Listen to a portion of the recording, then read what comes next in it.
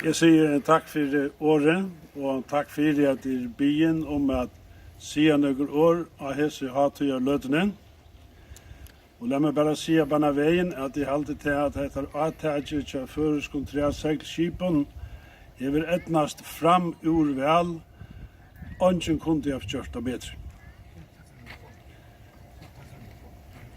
Det var i eldtoa føresk ungfolk i Kjeppmannahavn som etjav til Merkinum. Nu det just 100 år siden det första sinne var jag fer vid heimsins väkraste flagge, tog kvita dugenen vid krossen som blanar som lofte och råtnar som blå. Føringafela i Kjeppmannahavn hei enda morgenen bøye til kvitesunni utfer og i sånn honalia Norđmansdalinum vid Kongsborgen av Fredensborg. Daleren en som over kjenter for det mange spennende standmyndenar av føringen og normannen og arbeidsklæven og hatøyarbonen fra 1600-tallet. Utfører følge, tandagen 400 år siden, får vi toget ur Kjeppmannahavn, og dette var annan kvitesunne morgen. Merke var fest og annan stang, men de hilde seg ikke kunne flagga vitt inne i togene, så det var ruttla opp av sjølva stangene. Ta komme var her nian, vil de utføre følge sjølvande hava flagga og stang, og vi tog 8 gengus skruvgange her i Norđmansdalinum. Kristian 20. konger sies just at vera statter her og søgne friarborg ta. Og ta den aller første skruvgangen vi Merkinum og 8 narskais kongsborgene kom støyer ui. Spørningen var om de skulle hatta seg fram vid borgene vi Merkinum som jo var sett oppe mot denne bråk. Ta bjøva i den 19 år gamle Kjartan Mår ser til å bære merke fram vid kongsborgene, og så stad bær han merke utjøknen den første skjærselden. Kjartan hei i 4 år lagt å bygge skip av Kjeppmannahavnar flåtedokk og skipasmyen. Samståndes lærte Vimmaur hansara Peter Vikelund av Nordhavsvertenon. Der meinte jeg skipasmøy 80 av en framtøy for føringar. Kjartan stånade som vaksen sine egne skipasmye i havn, og Peter Vikelund var et mannaminne stjåre av slipstøyene i Reykjavik. Kjartan myntes at her i Norđmansdalinum var en lytil hedger og en lagt, og merke var sett av hedgen. Følge leie seg så i græset og lagten i det morgenmad, æren av at det var merke vattrande oppi i seg. Ur Norđmansdalinum var ferdig heim vid toget, ta var i utfører følgen ikke så smægen som om morgenen, flagga var nu ut av vinterjanen og i togenen, ta var vid bæra stolt og ta var sloppen, sier første merkesmæveren holdt rusja her settene. Søvann og merke byrja jeg ta fyrre hemsbarda i var av. Studentene Janus Østersson og Jens Oliver Lisberg kom nek sammen vid uslenskon studentene i Kjeppmannahavn, og var sere hotikner av tarra fosterlands alske og sjálfbjargnes anda. Der var vi og uslenske varslene for sjálfstøyren 1. desember 1918. Det gjør det dem om mån at uslendinger hadde finnet sitt egna krossmerke virkjent. Janus tok til at føringar var ikke så vel fire, da vi flagga av vi en merke som ikke var førest, da jeg boa vær fra sorg eller glede. Studentene setter seg fyrir å gjøre et rattelig føres flagg og i stegen fyrir vekra merke og kjaldursmerke. Og Jens Oliver tok til at skulle føringar ena for komme så lengt at der alle dreia ena løgne og rekva av samme baten som av bateren hava et merke. Men føreske studentene hilde ikke at en djåramynd heska i ugen og tjåarflatjen. Tar var i eldtoer for et emosjonamien som amerikanske forsøden Woodrow Wilson bær fram om at skipene folkasamgången allar tjauer 86, og allar tjauer hadde fralsi og råa for sine egne virskiften. Tog hatte studentafellegi av løgtingum av krevja av grunnloven som var i ombuna i Danmark, var åra såleis at førja løgting kunne få lovgave valg utan at loven nyttest av å være brøtt atter. Løgtinget tok under vi avheidanene, men rødgjestjøtene gjør de ikke vi malen. Jens Oliver og Janus tok studentsprekk ved Såre i 1916. Og i januar i 19 funnes der funnet i føringarfela kvasslige at nevntene og søttes i øtteste fela for å blå borster. Nevnten viste atfinningen og fra seg, men Jens Oliver var valgt i nevntene som kassamesteren, og av samme funnet var Emil Johansen valgt skrivare i nevntene. Kjøtt kom Jens Oliver og Janus i nevntene i studentafelanen, sammen med Louis Zachariasen som var formøver. Der gjør det nytt endamal for felagen, som var av vekja ans for tjauskabarlig om vyrskiften og fremja deg. Dette var samme veter som arbeid var ved Flaggrøđan. Først av laven sunnedag, 2. mars, var varslefunter i føringarfela. Merket var både fram og vukt, og her rødde først Rasmus og Haskulanen, Andra Samuelsen og Johannes Bønte, og sønnen var i Ådjarveit, men ta hoksida sjunk i Atlan. Og så heldur gjerra bogen, så føringarfelan fram, og framstod stod på litt Louis Zachariasen ved en og nødjon føreskom fladje, ved han føringar nøydet av fladje i stedet for vekra fladje. Han kvite lideren skulle minne okken havbråse og i reina klare himmelen, medan han rei og blai krosseren var sammansettere av de etle gamle føreske nasjonal lidenon og skulle minne skildskapen ved ødlhine Norrland.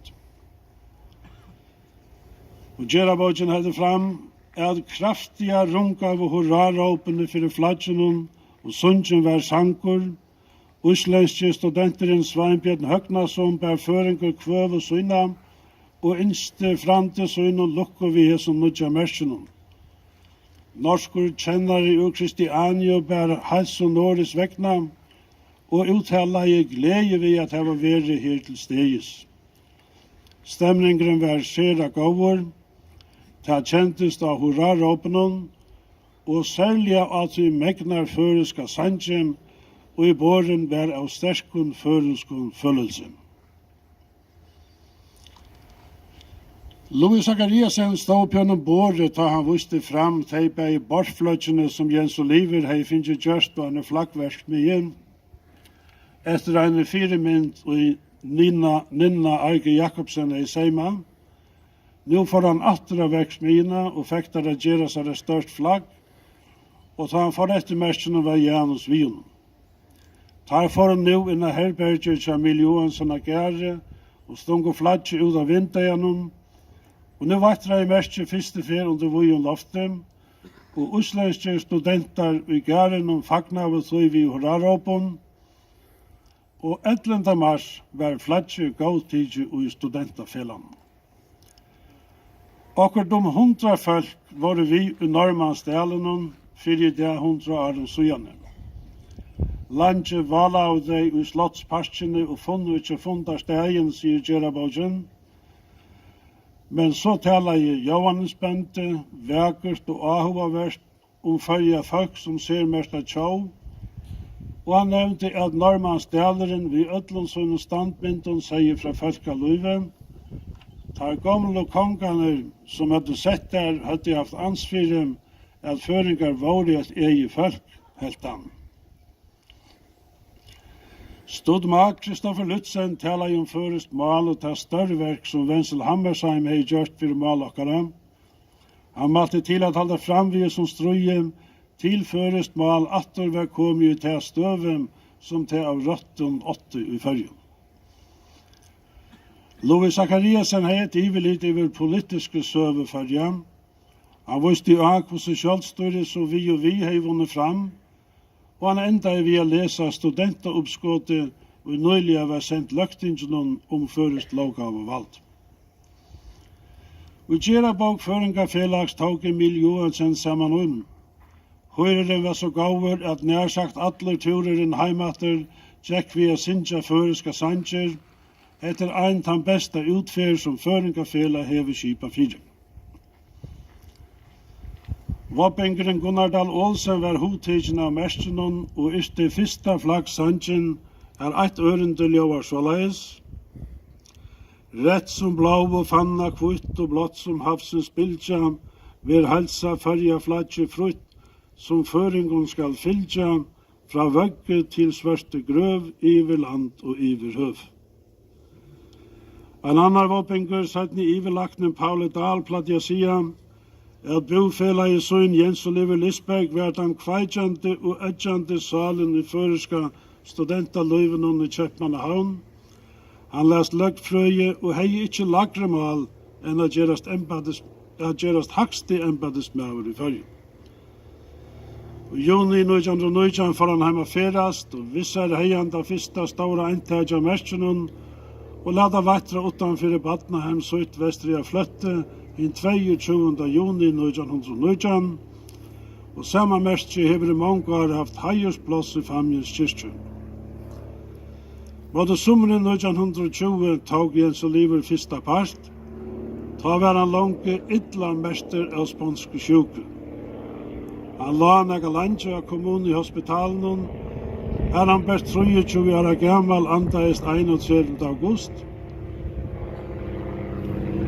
Han ligger griven i famjen, og studentafelaget heirar han vid prøyelig og gravsteinen, vid avskrift etter Janus Djurus, ungur først og felagsbrauer, tovart drongur i algauer. Merkje fikk skjøtt undertøk i fyrjun. I havn var stående ungmannafela, og vi fikk navn etter Merkinum. Skjøtt var flagga vittu av folkafundun og øren samkommun, en så badar og skip for jeg bruka merkje, og ta kostnaden, badar og skip finker bæge bøter og miste løyve til dømes grønlandsfiskerskap. Danska stjøtnen fikk merkje stryk av tingvøtlun av tusenar og hattøyene fyrir alttingenon, og sjálv løgtingi sutti fyrir flagga vittu av 900 år haldenon fyrir deie Olavs kongs halga i 1930. Rovelagen var fullkommen ta prædikan hendan Olavsuge degin var hilden av danskum. Bara 11 tingmenn var i skrugongene, 12 settest atter, tog tar vildi ikkje loja av danska prædiki hendan degin. Hetta var helst digiligaste motmæle som nægrantu var sér i fyrjun. Gølan var stor til merkje var hongt ut av vindajan under løgtingen samstundet som Dannebrog datt nyer og en stang i kjöldrunnen. Padle Kyrkjebø røpte landje livet føreska flagge, og amtmauren røpte tag den klod bort. Padle fikk 300 kroner i baud, færja flaggfela rindajana vid vimerkingene, vid motmæla, hevje okkara flagg og krevje okkara ratt. Strøye flagge helt fram, og alt etter samband etla sjálvstyri rådde, flagga i løgtingi vid Dannebrog etla Merkinum. Flaggmålet var til ikkje løst ta fyrja var i hersettar i 1940. Kristian Kongur Tudjende var frakvartur i Oslandet, og i havn var stor mannamikva i gøten og allan dagin. Tingi hei fund man avheitana skipa fyrjar som sjálvstøvet rujtjem, men horana var lastar. Høstdagen 11. april sier Churchill i BBC av Bretland i tidjefyrjar. Samma dag var sluppen Esterøgjen stekka vid Orknøgjar og kaptein Mikkelsen fikk bo at heisa merkje av skipet. 23. april sendte amtmæveren båd av Norrbygvann at tega føreska flagge nyer, Arna for til Ånglands. Esmar Fuglu sier så vil jeg hukse det at han kom atter. 24. april hei ungmannafela i merkje fund av Tinkusvøtlen. Øyelig mannamikva kom saman, funderen hatti amtmannen føres flagg av skipen. Vi 11 flaggen og 8 var færre tilhansaran. Han sværa i at han motmalt av breden av føringar skildi under øren enn Dannebrog. Færre var til konsulen Fredrik Mason via en brev, som sier at store parter av fyrja fölkje vil de ikkje hava anna flagg enn det føreska. Høstdagen 25. april boa i breska herflåta Lassland fram, at ødel føresk skip skulle hava føresk flagg.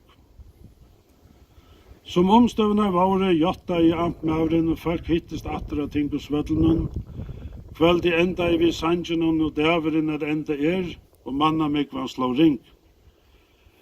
Dagen etter var det negg førisk fløgg og stong i havn og utegjögne vindøyen, og ødlun skipen vatra i merskje, og taura ett hei ødl signalfløgjen i oppe, og iva en fagna var løta som favor kjente med akan til. Merskje fikk sattne ærar virkjenningar, vi eit nu heimastoruslovene og løgtinsens flagglov, i limaskap i norrlandskun, europeiskun og allamsfelovun, merskje negva stedene sloppi upp i part, saman vi øren fløggum. Det hever eisni okon heilt oppi av toppen av Mont Blanc og Mont Everest. Men enn slipper det ikkje innom allar dyr.